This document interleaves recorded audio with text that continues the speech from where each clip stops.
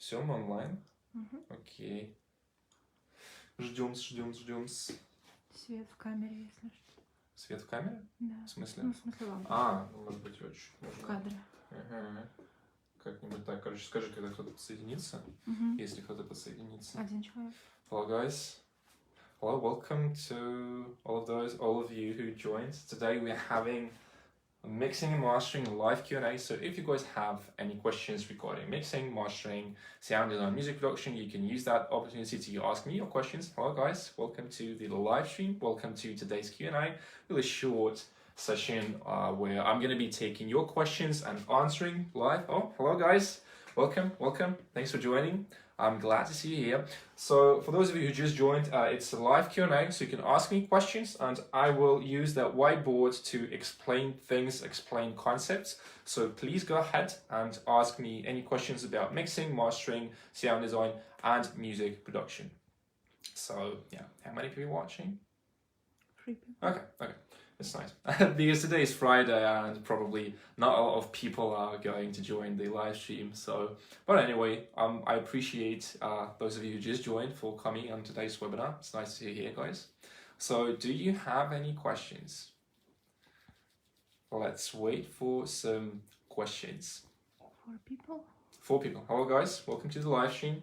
We're having a live Q&A about mixing and mastering music. 6 people. 6 people? Yeah. That's great. Hello, guys.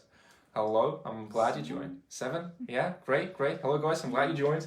We're having a live Q&A, so you can ask me questions about music production, mixing, mastering, sound design, and I will be using this whiteboard to answer your questions.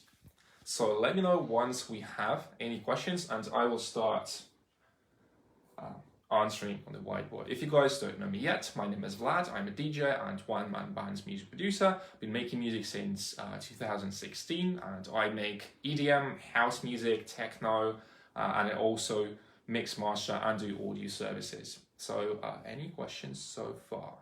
Let me know. Question? Okay, let me see. What is I'm looking for exactly to have the vocals sound like they're sitting within the beat and not on top? Okay, that's a good question. And if you want to make your vocals shine, make your vocals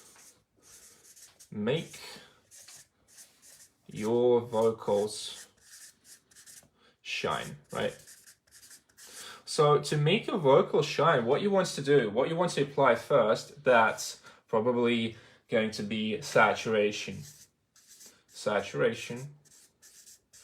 you want to apply saturation on the group bus. So that's going to be like this. So it's going to be your vocal bus. So the thing is, if you have a lot of vocals, so for example, a lot of vocals are just like this, right? Vocal, and all these vocals, they should go to your vocal bus. And this way you will be able to save the processing power, right, of your computer. So we are grouping all of the vocals into one vocal bus, right? Then we apply saturation, and on the saturation, what you want to do, you want to focus on the top frequencies, right? Focus on top frequencies. Right, just like this. So once you apply saturation on the top frequency, so I would say somewhere in between of 2K and up to 20K. So when you focus on this spectrum, right, on 2K to 20K, you will add the shine to your vocals. The next thing you can do to make your vocals shine and make them pop is to add it's going to be analog EQ. So I'm going to do right like this. You want to boost frequencies with Pultec style EQ. Pultec EQ. Right. You can choose any EQ, but I really like Pultec because it produces nice and warm sound. Because if you just boost with parametric, not the parametric, but like digital EQ, for example, Fat Filter Pro Q is good for cutting. But if you want to boost, especially the shine, right? When we're talking about 2K, 20K, if you want to boost, then it's better to use something like Pultec style EQs. So that's the two things that will make your vocals like shine, pop. You will add top frequencies, and after that we can talk about things like compression, for example. Compression, and with compression you can mean a lot of things. So you can do a lot of things with compression, but I'm talking about, emphasizing compression. Let's do like this. For example, we could do fast attack, fast compression, right? And then we would do slow compression. So with the fast compressor, what you're doing, you are catching the transients. Emphasize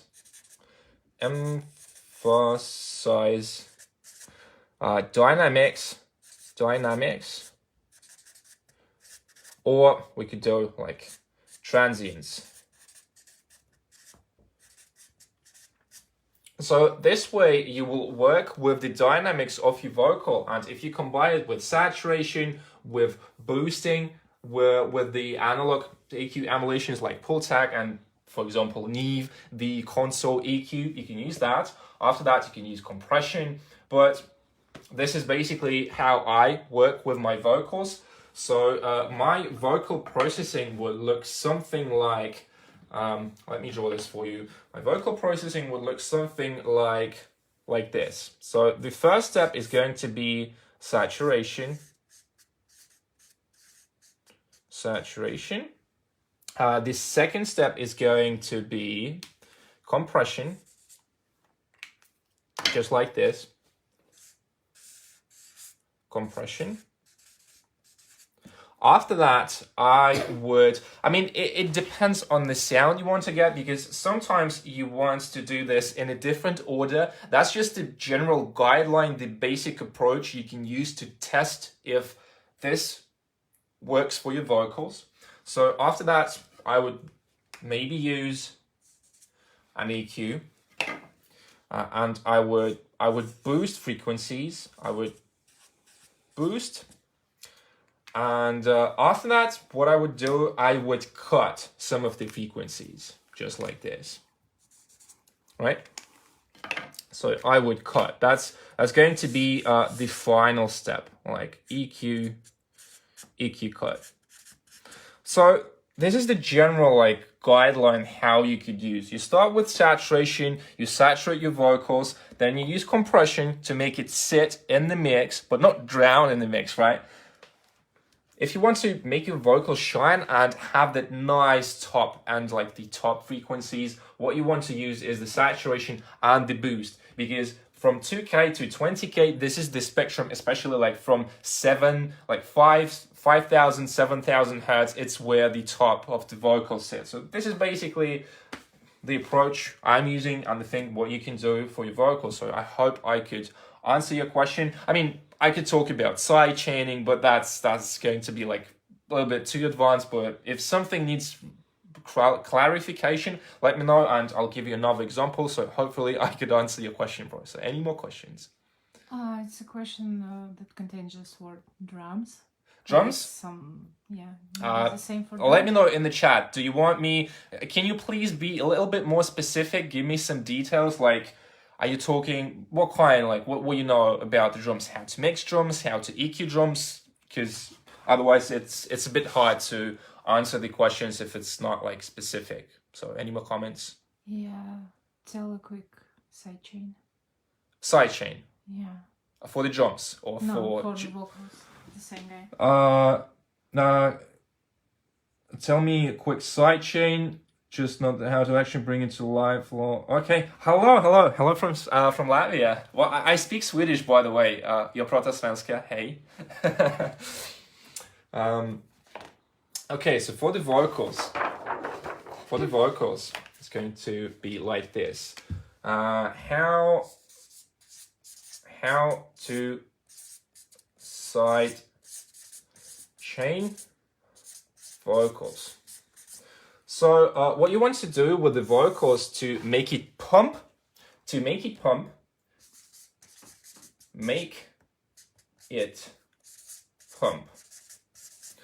right? So to make it pump, what you want to do, you want to apply sidechain. So we are going to apply the sidechain at the end of the chain.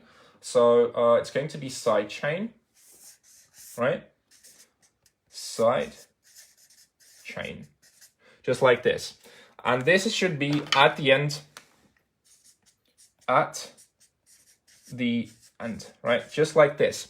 And I'm going to tell you one technique I'm using. So usually what I'm doing, I'm sidechaining the kick. So if I would draw this on the paper, let's do like this. So this is going to be our vocal buzz, and we have the kick,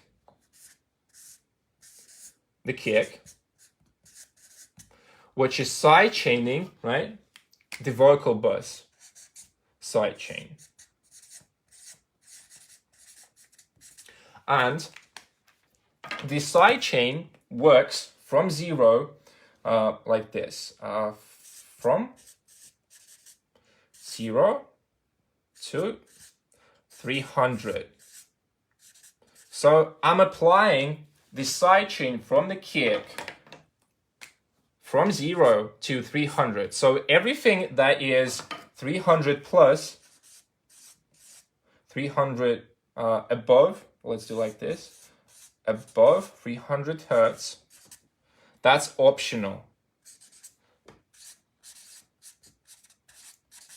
So sometimes you have to do sidechain like above 300 hertz, but in most cases what I usually do, I apply in sidechain from my kick to vocal buzz from 0 to 300 hertz. That's how I would usually approach. So basically when the kick hits, it ducks your vocal. Now let's do like this. That's going to be the kick. And what it's going to do, it's going to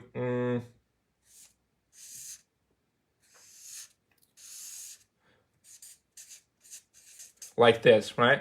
So you have the idea. So that's with the sidechain, right? So you can see here that it ducks. Without the sidechain, it would usually look like this, right? Kick and the vocal, right? And the problem here is that it conflicts with the vocal, so it just doesn't work, right? But here you can see with the sidechain, we're ducking the sound. That's without sidechain, and that is why the low frequencies of the kick, they might conflict with your vocal. So that is why we are sidechaining the kick to vocal buzz from 0 to 300 hertz. Everything that is above 300, that's optional. Sometimes you can do that, but not always. So hopefully I could answer your questions. Let me know if we have any other questions. Yeah, we have... What does parallel compression fit better than serial? Let me explain. With parallel compression, let's do like this. Parallel compression. So let's break it down for you guys real quick. So with the usual compression, that's just let's do like this. Usual compression. It's going to look like this. So we have the sound which is affected by the compression. So that's the usual compression. That's regular comp. And let's let it be like vocal, right? That's with usual compression. That's what happens when you apply just a compression. So it's going to be 100% wet, right? It's going to look like this. But when parallel compression, when we use parallel, it looks like this. you have one part of the sound, which is, let's do like this. Let's do vocal. And we have another part of the sound, which is also vocal. So basically it's the same sound, but we have 50% of very, very compressed signal, and we have 50% of dry signal.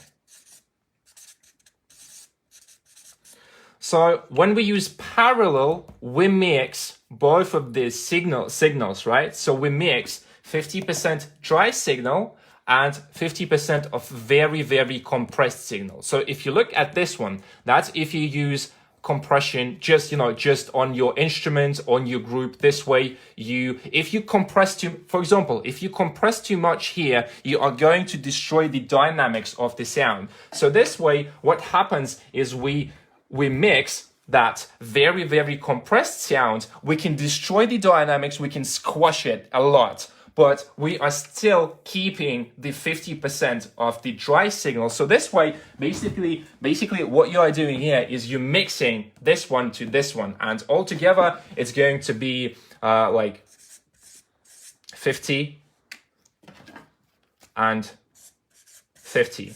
Right? So this way you are keeping the original signal no matter what you do with this one. You can compress it, you can distort it, you can do everything like you want to this sound. You can add some textures, you can add some grit, but basically you're just mixing this to the dry signal. So hopefully I could answer this question. And also about drums.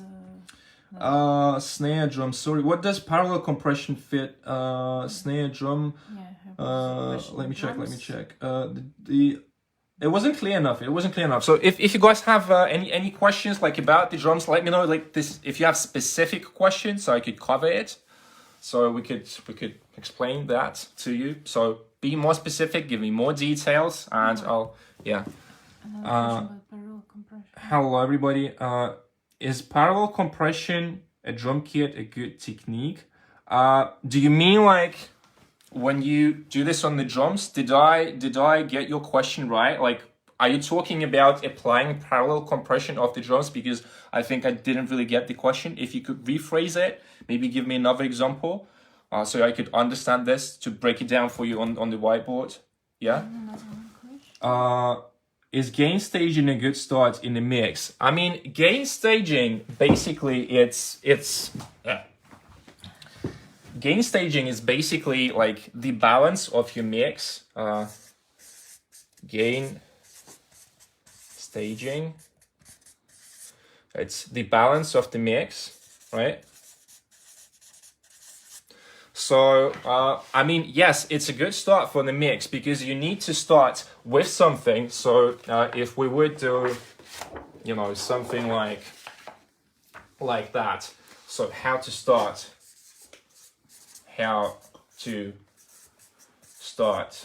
mixing a track. What I would usually start with, like from number one, is the gain staging. So this way, what I'm doing, like on this level, so it's going to be number one. What I'm doing here is I'm trying to find the balance. Find the balance.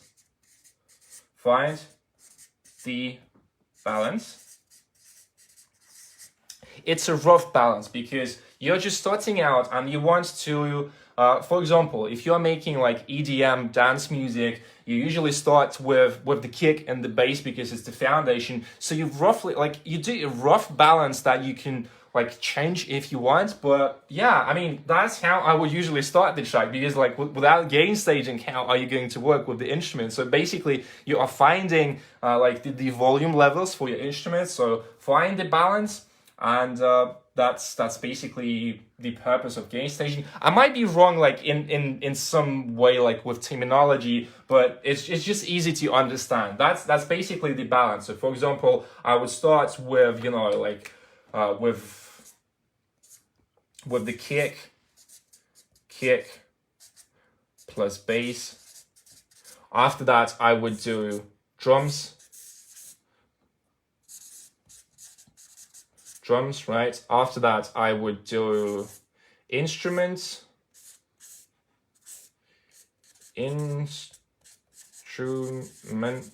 right? And after that, I would do vocals, because usually vocals I mix at the end. So vocals. So if I would start with the gain staging, this is what I would do. I would start with the kick and bass, then I would set my levels, the volume levels for the drums. After that, I would go for the instruments, like synthesizers, instruments, guitars, whatever. And after that, I would do vocals. And after that, we could do, you know, something like effects sounds, right? Just like this. So that's basically my approach. That's how I would do it. Let me know, guys, if that makes sense. If you have any questions, yeah, let me check. Like parallel compressing.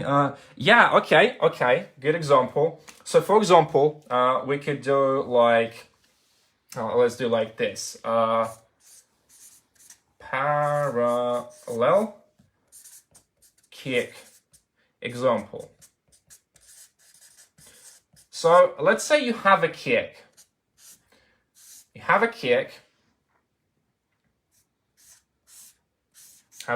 Right? And you want to add to that kick, you want to add something like a texture, like distortion. What you could do something like this. You could add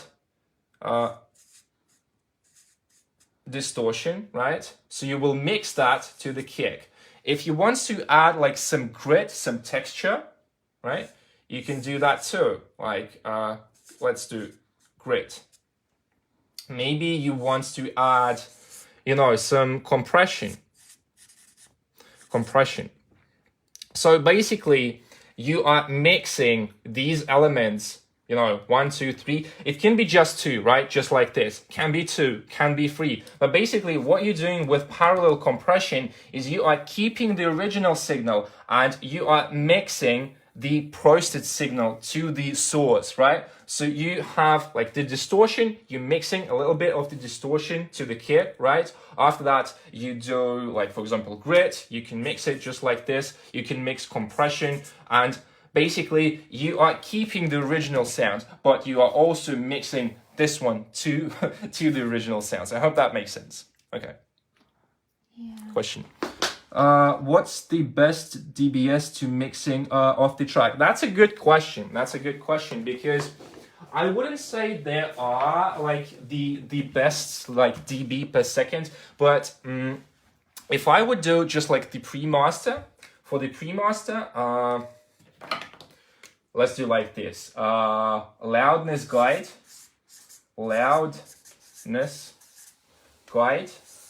Oops. Guide when mixing. So when I mix music, if you want to export the mix, let's say you finished the mixing, right? So for the pre-master,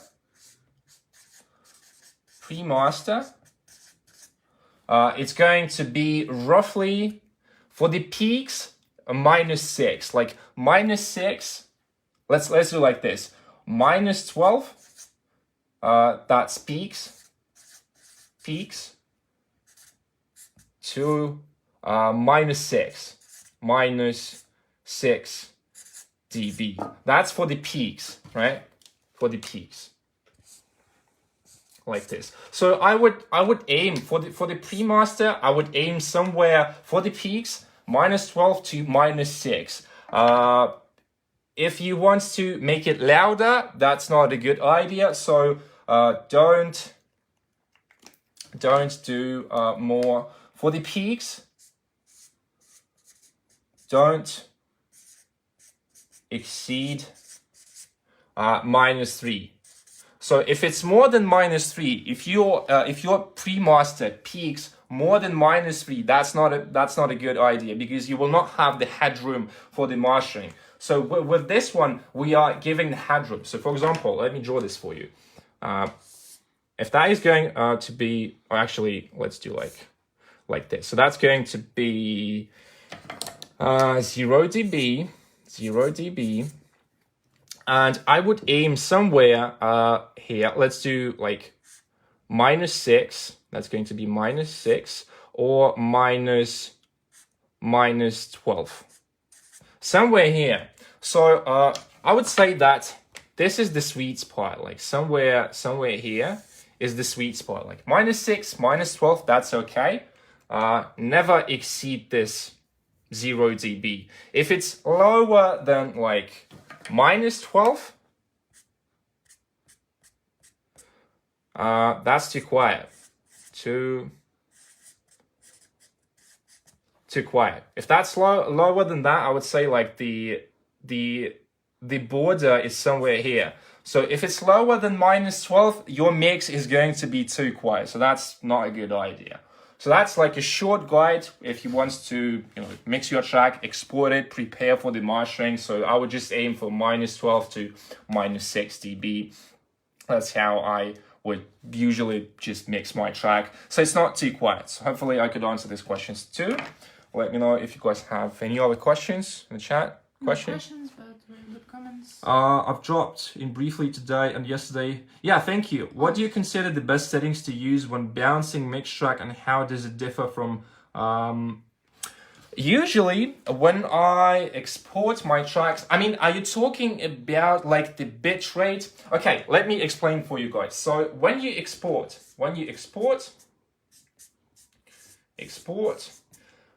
it could be, let me do.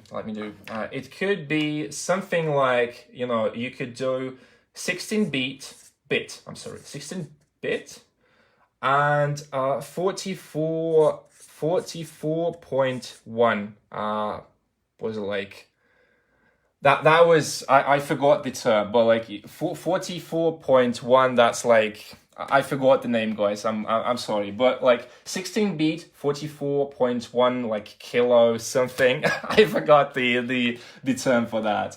But that's like okay. You can also do like 24 bit and 44.1. So basically, the higher you go with the bits, the better the quality of the sound will be. But for most cases, like mostly it will be like 16 beats for bits, not beats, but bits. For most like streaming services, that will be like 16 bits, 44.1. If you going like for the top quality, then you can try like 24 bits and the sound quality would be like this. So basically you are exporting, when you're exporting, you export wave file. Let's do like, for the most cases, 16 bits, it's okay. But if I would export for the mastering engineer, I would export 24 bits. Wave 24 bits, 44.1. So that's how I would export my track. So hopefully that could answer your question. So let me guys know if you have any other example. Yeah, I have requests. Okay, that's great. Can we donate through PayPal? Great information. You can buy a course.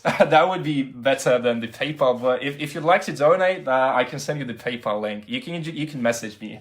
I would appreciate that too. So yeah, if you guys want to support this, you can buy the course because we are making a course together with the group owner, the mixing course. If you would be interested, let me know. I'll give you more details. But otherwise, that would be the best thing you can do to support these live streams Q&A. So let me know, guys, if you do have any other any plugins on the master channel? Any plugins on the master channel? Yes. Actually, I do have plugins on the master channel. What I use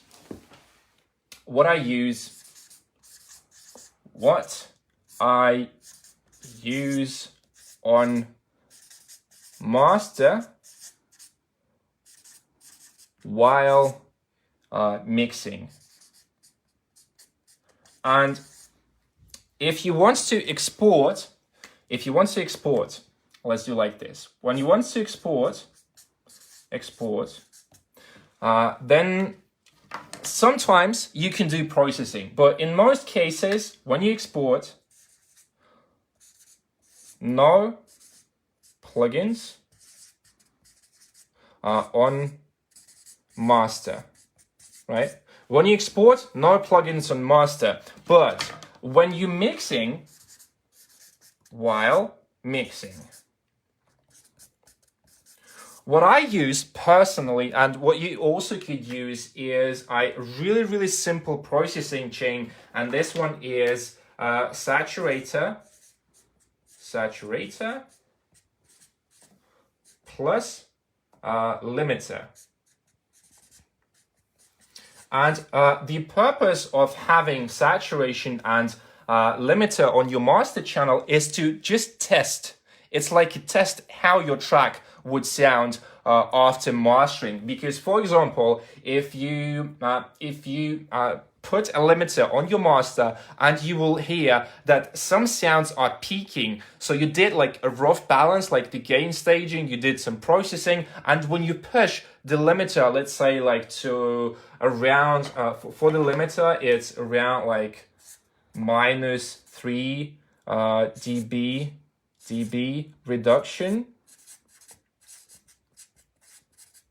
You're just checking. You're checking if your mix is okay. That's basically the purpose and why I'm using the limiter on my master channel when I'm mixing, while I'm mixing. But when I export, I delete every single plugin from the mastering chain. So I will give the track to the mastering engineer, and with the mastering engineer, we can find the sound character if we want to apply, you know, some coloring, like, you know, coloring. We could do, you know, something like vintage flavor, like this, right? So that's what I would do. But usually I don't recommend using any plugins on the master when you export. When you're just playing with the track, when you're playing with mixing, that's absolutely okay. But when exporting, that's not a good idea. I mean, that's in most cases what you want to avoid. So don't do that. It won't make your mixes sound better, because the problem is when you try to use on the master, let me explain this. When you try to use on the master, let's do like this. So that's going to be master, right? And what you're trying to do, if something is wrong with the master, you're trying to put, like, you know, you try to put EQ, you try to put like compression. But the problem is that's already finished product, and you are trying to fix that with the compression, with the EQ. But what you should do instead, if you have some problems, let's do once again, it's going to be master. If you have some problems, we do like this, mix. If you have some problems with the master, do this to your mixes. Don't do this to your masters. I'm going to do like this. If you have some problems on the master, go back to mixing stage, fix it there. Don't try to affect the master, because what you're trying to do, you're trying to affect the finished product. On the mix, we have more control over your mix. If you have some problems with the master, we go back to the mixing and we try to apply compression, EQing, and so on, everything we've talked about today. So that's my approach. Yeah, any other questions? I guess it's this question is about this one. Keep it. Yeah. I would recommend 16 bits. That's going to be okay. No stereo. What is clipping? I hear that term a lot. No, you should check here. Wait. We have so many. Any plugins on the master channel? That one I've answered. How to avoid mud and rumble. Okay, that's a good one. We'll cover this one. Avoid mud. How to, let's do like this. How to make your mixes clear.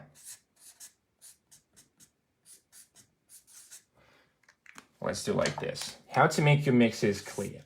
So usually, if you imagine the EQ spectrum like this, it's going to be 20K. That's going to be, let's say we're going to start from 20 hertz. That's the lowest frequency our brain can hear. So I'm going to like do approximately, that's just approximately to show you. The rumble, so let's do like that's going to be roughly like 100. That's going to be like 200, because somewhere here it's going to be 10. That's going to be like 5, that's going to be like 3, and that's going to be roughly, so that's going to be one kilo, like this, right? So the most problematic thing, the most problematic part of the spectrum, I would say, is from 100 to approximately like 300, roughly. I'm not trying to do exact numbers. So the mud comes from here. So that's the most problematic part of the spectrum that you want to look at. So how to avoid the mud, that's a good question. So what you want to do, number one, you want to cut the low and, for example, if you have the synthesizer, like for example, for the synth, I would cut from like 100, right? If we have like a vocal, for the male vocal, I would do like also 100. Sometimes you can do more. So here I'm going to do from 100 to roughly, I mean, it depends on the sound, but actually you can cut a lot. So from 100 to, it could be even to like 500, right? For the vocal, 100 to 120, because with the vocal, the problem is when you use an equalizer on sounds like vocals, like guitars, like that, if you cut too much, it's not going to make your sound better. It's going to sound unnatural. So be very, very careful when you're cutting like on the vocals. And what you want to do, you just want to eliminate the low end. So what you also could do, cut the low end and use shelf filter. Shelf filter. So if you imagine the low cut looks something like this, right? That's basically low cut, right? And with the shelf filter, it looks something more like, I forgot, let me Google this real quick. Shelf, I want to draw it in a nice way. Oh yeah, basically the shelf filter looks something like, let me check. I want to find a nice picture. Yeah, basically it looks like this. Oh, I'm gonna use another color. It's going to be like this. So if you combine this with low cut, let's say looks like this, right? That's really good, like for the vocals, because it's more smooth. That's the shelf filter. Shelf filter. That's what you want to use, for example, on the vocals, on some synths, on some like guitar instruments like that. That's what you want to use. And also, I would say the last important thing, if I would just name 3 things to make it simple, is the sound selection,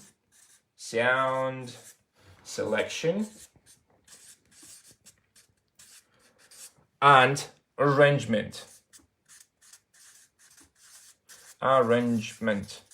If you have like imagine that this is going to be your track, right? So if we have, you know, like one element, right? Just like this.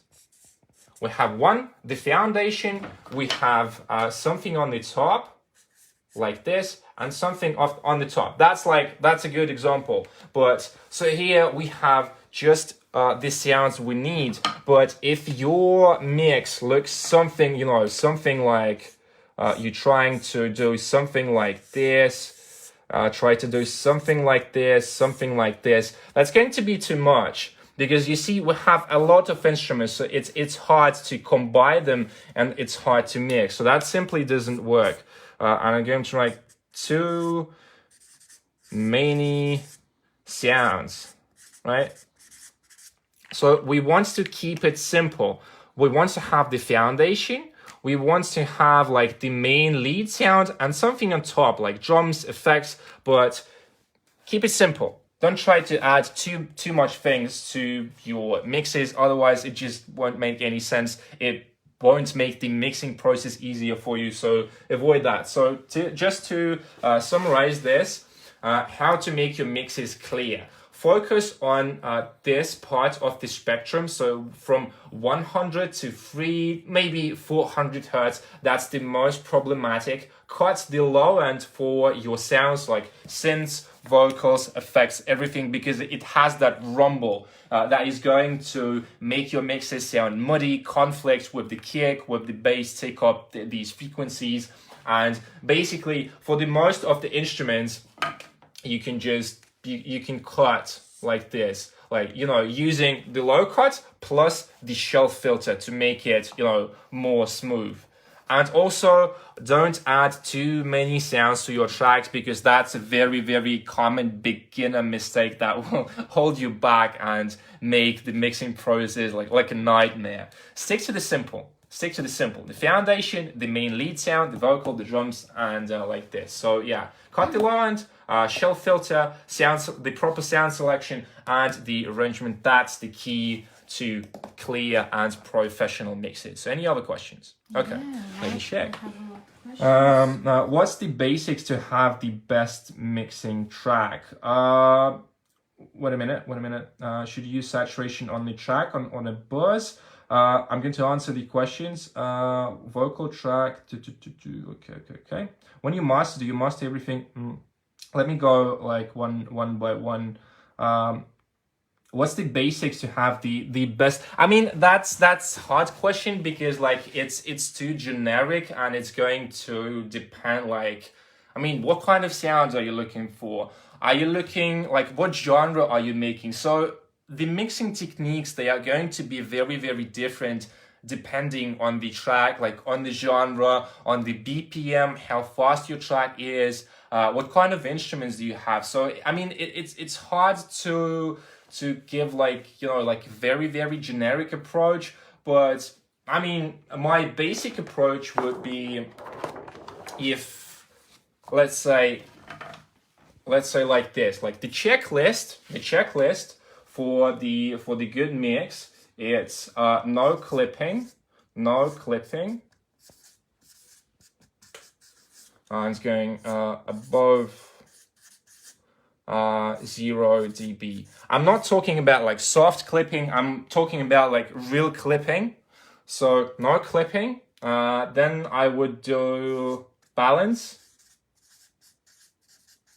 that's number 2. Then I would do dynamics,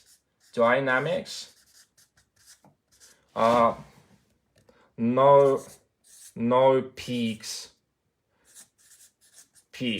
in the mix. So basically your mix, it should look, you know, something like this, right? Should be flat, like ideally. If your mix looks, so that's okay. If your mix looks something like, you know, you have some peaks like this, maybe like this, maybe, you know, like this, that's not okay. So you want to avoid like the peaks. So that's not okay. Don't do it. So your mix should be like flat without any huge, like, you know, differences in volume. Like dynamics, balance, no clipping. I mean, that's the general guideline to a good mix. So yeah, let me do another questions. What is clipping? I hear that term a lot. I mean, clipping, it can be like just a clipping when the volume exceeds in digital world. If we're talking about digital clipping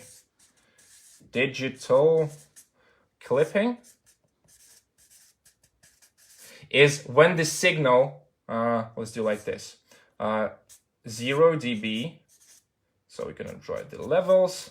So when the signal goes above 0 dB, like above, like this, that's called digital clipping. Soft clipping, on the other hand, if we're talking about soft clipping, so what soft clipping does, if you have, for example, if you have like a sound which looks something like this, right? And when you apply soft clipping, let's do like this. It's going to be soft clipping. So what it's going to do, it's going to eliminate the peaks. So basically what it does, from that, if you look at the sound, at the waveform, it's going to make it like more flat. So if that was like the first version, after the soft clipping, it becomes like roughly, like this, right? Because we've cut this part, right? This one we've cut here. So basically, if you have like a level and the signal goes above specific level, so let's see this one is like minus 6 dB. So what is going to happen when you use soft clipping, like a plugin, when the signal goes above that specific threshold, basically it's going to look like this. That's like with the soft clipping, right? So it's going to look like this, but without that, it's going to look like as it looks now. So basically with the soft clipping, you are reducing the dynamics, right? The dynamic range, and make your sounds like more flat, if you can say like this. I mean, like the waveform. So hopefully that could answer your question. Any other questions? Yeah, Let me check. Should you use saturation on the track, on the buzz? I use both. Saturation is good, like on buses, on tracks, on even on reverb. You can use saturation on reverb. That's a really cool technique. So yeah, just use it when you feel you need to add warmth to your sound. That's why would you, in most cases, try to use saturation. So that's the thing. Next question. Yeah. Let me check. When you master, do you master everything individually or whole beat on the mixer channel? I mean, usually I don't master my tracks, but I master for my clients. And when I master, I mean, it depends. It depends on what kind of result you want to achieve. So, for example, mastering.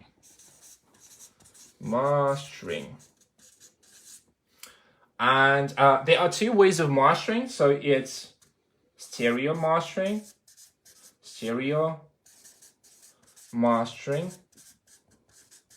That's basically like one file. Or you could have stem mastering.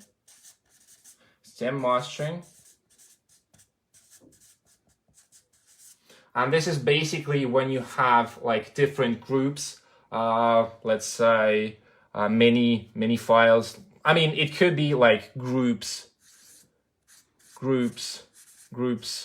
For example, like vocal, drums, etc. Basically, this is the simple way. I mean, that's the simple way. This way, it's more control. But this one is simpler. So when you give your tracks to your pre-master, to the mastering engineer, if you want to have more control over the sound, then you want to try stem mastering. So when you export for the stem mastering, basically what you do, you have low end. That's one group. Then you have like drums. Then you have instruments. And you have like effects. And that's basically stem mastering. And on the other hand, if you do regular mastering, you have just one free master. So that's stem mastering, right? That's stem mastering. That's stereo mastering.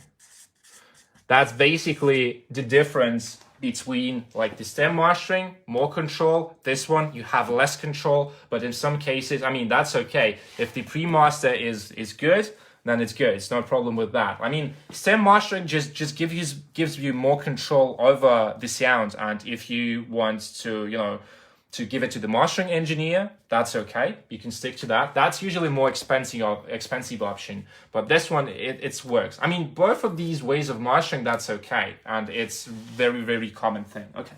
So I hope I could answer these questions. Any other questions so far? Okay, let me check. When you mean the peaks, we talk about the EQ spectrum waveform. In this one, I'm talking about... we're talking about like, let's do like this. I don't know.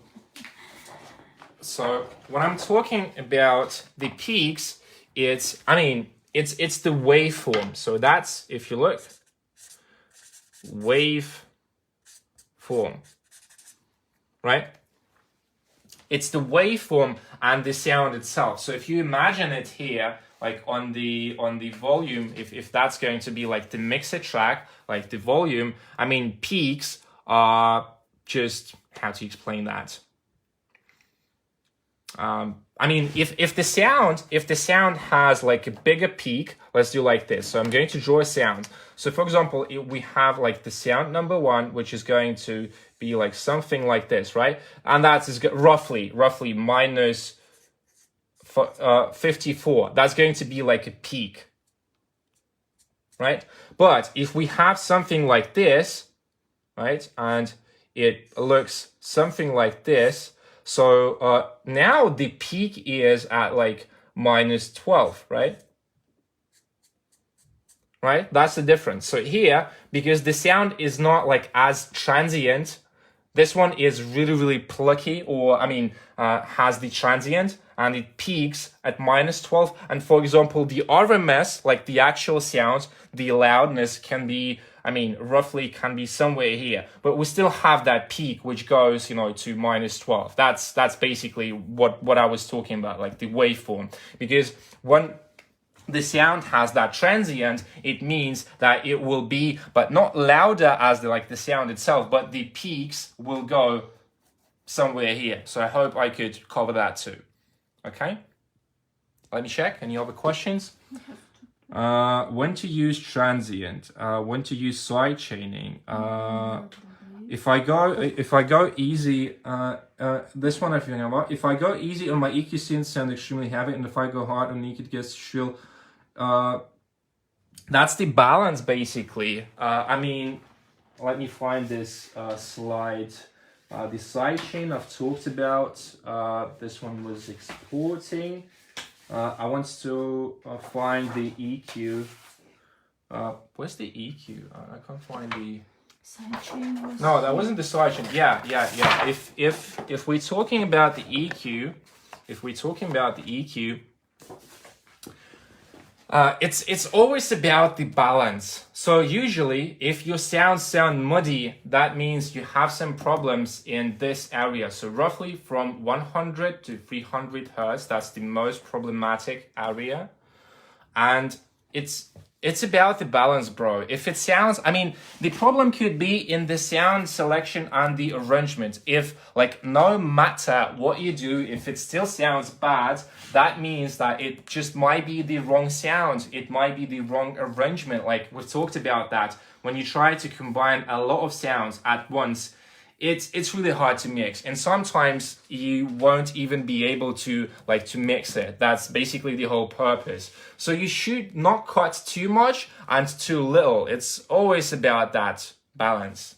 So I hope I could answer this question. So I think the problem is in sound selection and in the arrangement. If nothing is working, that means you might need to replace the sounds. That's usually the issue. Okay, let me check other questions.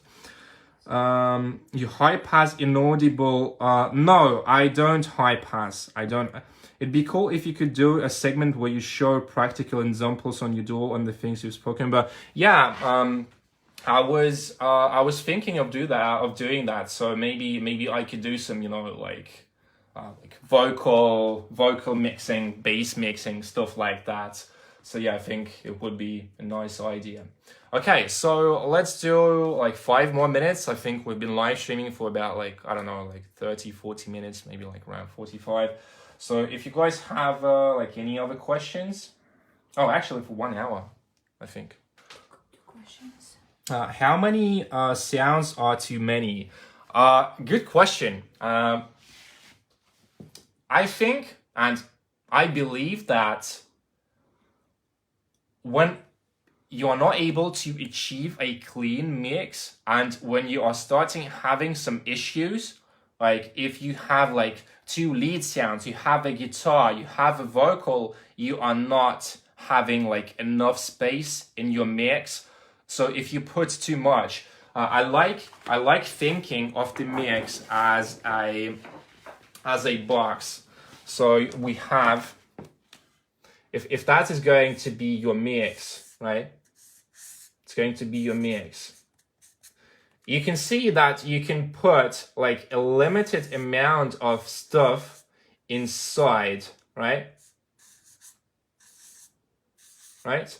So that's the thing. If you try to put too much, it's not going to work because the space in the mix is limited. You can't put 10 lead sounds, 2 vocals, 5 guitars, and 2 basses.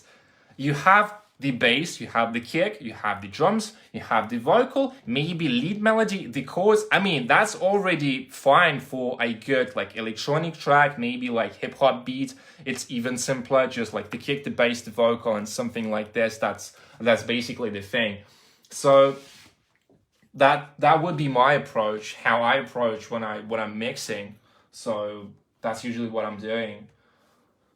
I think you will hear straight away when it's too much. You just won't be able to push too many sounds in the mix. Let's say if you EQ the sound, you compress it, and it still doesn't work, your mix sounds muddy, the instruments start to mask each other. That's basically the sign that you have too many tracks in your song. That's how I would think. So hopefully I could answer this question. Okay, so let's take a couple of last questions. How to cut bad frequency without making my sounds too bland? That's about knowing what you need to cut. So for example, I would say that the most important part of the whole spectrum, so that would be the low end, the body of the track, or bass or body, and that is roughly till 300 hertz. Then we have the mids, the overtones, the mids. Oh, oops, let's use red one. We have the mids, tone, and then we have the high, right? Let's call this shine, right? So what you need to do, you need to learn these bands. So for example, the bass goes from 0, that one goes to, let's say, roughly 5K, right? So that's approximate. But what I'm trying to tell you here is that you should learn the fundamental parts of your sound. So for example, if you have a bass, so for example, you have a bass, or let's say let's do vocal. Let's do vocal. You have vocal, and you feel like, okay, I feel like you have like rumble, and it has some harsh frequencies, right?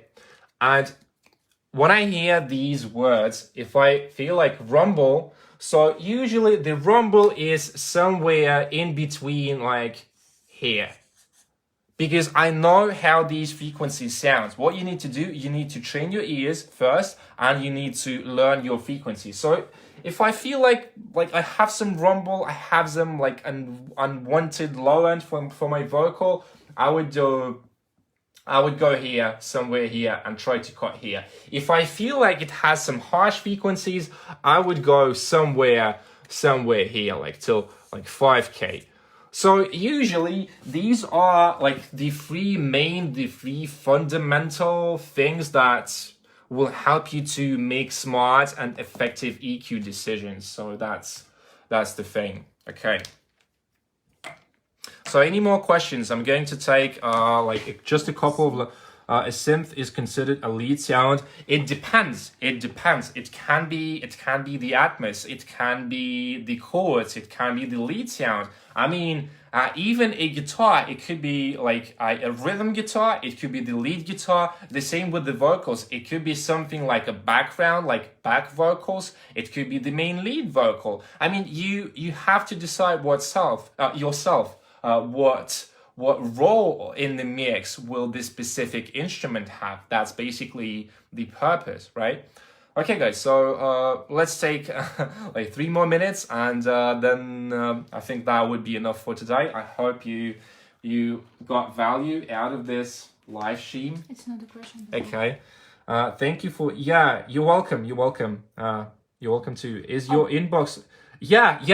You can send us some. You can send me a message, guys. We are working on the course, so if you're interested in mixing, I'm going to tease it a little on Thursday 13th. If you're interested in mixing, we're gonna have the last webinar. So we are working on the course, and 2 students have already enrolled. So basically, that's the explanation, the vehicle. So we're gonna have 6 weeks. So we go from basics and we go to advanced. So we're gonna teach you all the information you will need to know to achieve like commercial quality mixes, and at the end of the course you will mix a track from scratch, and we will compare the results before you took the course and after. So if you guys would be interested in the course, you can send me a message and I will send you the link where you can attend the webinar on Tuesday, and I will also create the event in the group. Just let me know, send me a message, and we'll sort this out for you. Okay, so do you guys have like any questions? If that's it, we are going to end the live stream. Otherwise, let me know. Any questions? Can you add me on WhatsApp?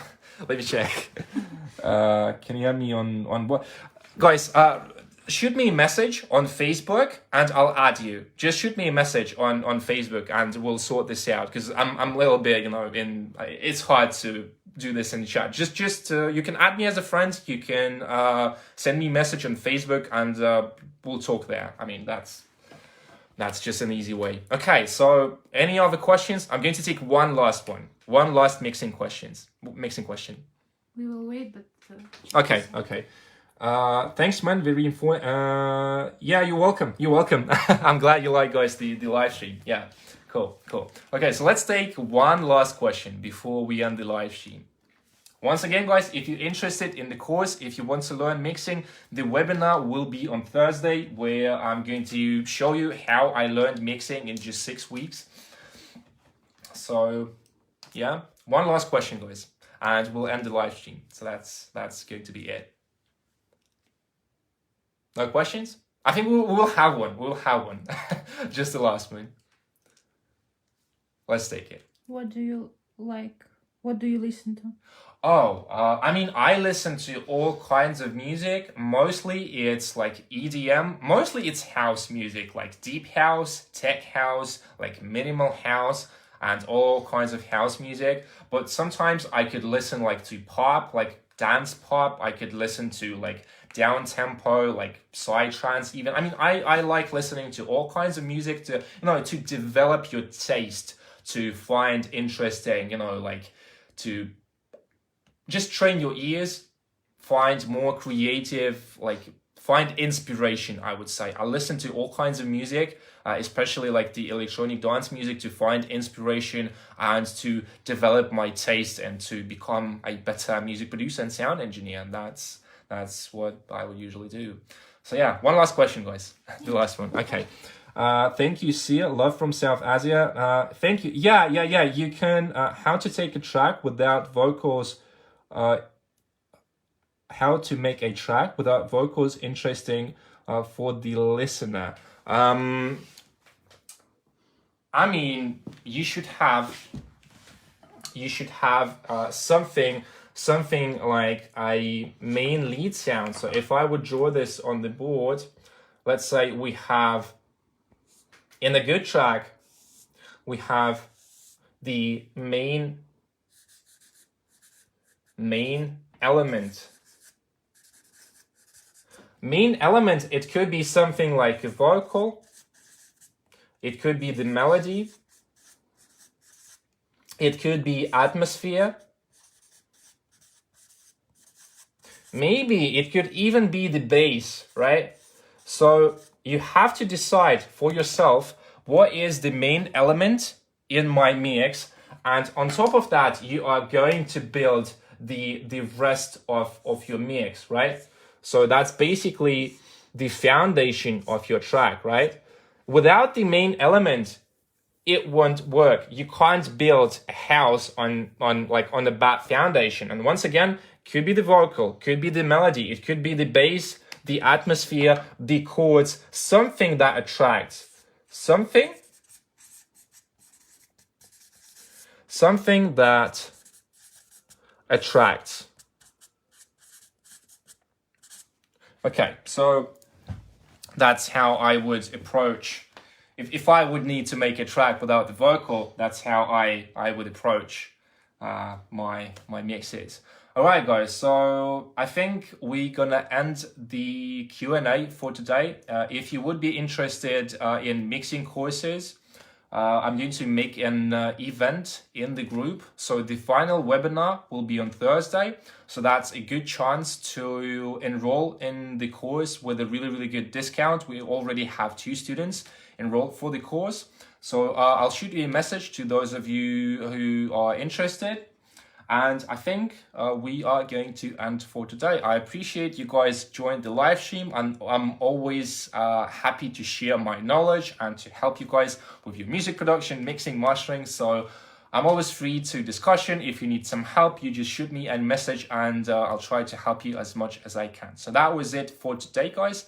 And I'll talk to you and I see you on Tuesday on the webinar. Okay, we can end the live stream. Thank you very much, guys, and I'll talk to you soon. Tuesday? On Tuesday. Yeah, next Tuesday. The webinar is going to be on next Tuesday. Mm-hmm. Yeah. Okay, guys. So thank you all, and I'll talk to you soon on Tuesday. Okay, bye-bye.